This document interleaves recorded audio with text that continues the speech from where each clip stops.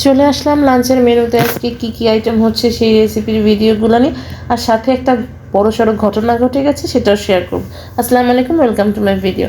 আজকে প্রথমেই ভাত রান্না করতে বসিয়ে দিয়েই বড় বিপদটা হয়ে গেল। ভাতের এই গরম পানি আমার আঙ্গুলে পড়ে বুড়ো আঙ্গুলটা পুরো পুড়িয়ে গিয়েছে। কিছু করার নেই, এই অবস্থাতে রান্নাটা শেষ করতে হবে।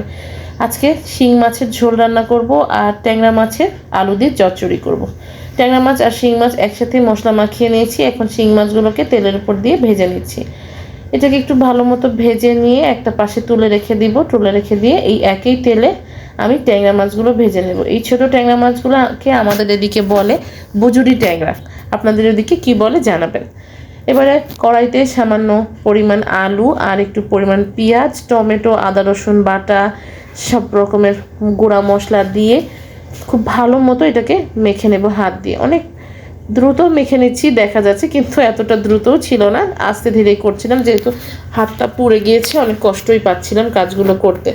মাখানো হয়ে গেলে সয়াবিন তেল আর পানি দিয়ে এটাকে সিদ্ধ হতে চুলার উপর রেখে দিচ্ছি।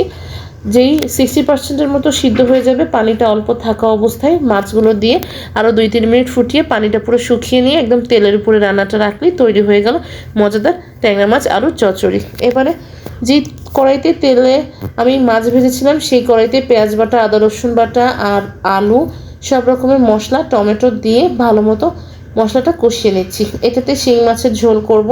আমি শিং মাছের ঝোল বা এরকম মাছের ঝোলে একটু পেঁয়াজ বাটাটা দিই, এতে রান্নাটা দ্রুতও হয় আর গ্রেভিটাও খুব সুন্দর পাতলা হয়। মাছটার আলু সিদ্ধ হয়ে যাওয়ার পরে আমি মাছগুলো দিয়ে দিলাম, দিয়ে আরও 2-3 মিনিট ফুটিয়েই তৈরি হয়ে গেল শিং মাছের পাতলা ঝোল। দুইটা চুলোতেই রান্না বসানো আছে, এদিকে টাইমও অনেক বেশি তাড়াতাড়ি চলে যাচ্ছে। আজকে কাজ একটু দেরি হয়ে গেছে, তাই জন্য বুদ্ধি করে কি করলাম, যেহেতু চুলা ব্যস্ত তাই জন্য প্রেশার কুকারে আগেই সব মশলাগুলো দিয়ে রেখেছি। যেই একটা রান্না হয়ে গেল তখন প্রেশার কুকারটাকে চুলার উপর দিয়ে মশলাটা ভালো মতো কষিয়ে বেগুন আর আলু দিয়ে কষিয়ে নিয়ে একটা পরিমাণ পানি দিয়ে সিদ্ধ হতে রেখে দিলাম। ব্যাস তৈরি হয়ে গেল বেগুন আলুর ঝোল।